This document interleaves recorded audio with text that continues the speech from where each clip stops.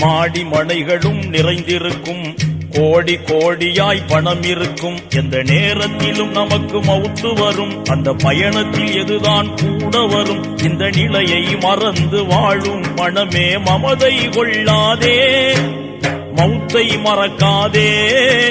மறுமை நாளின் மாண்பை இழந்து வாழ்வில் மயங்காதே, மனமே மமதை கொள்ளாதே.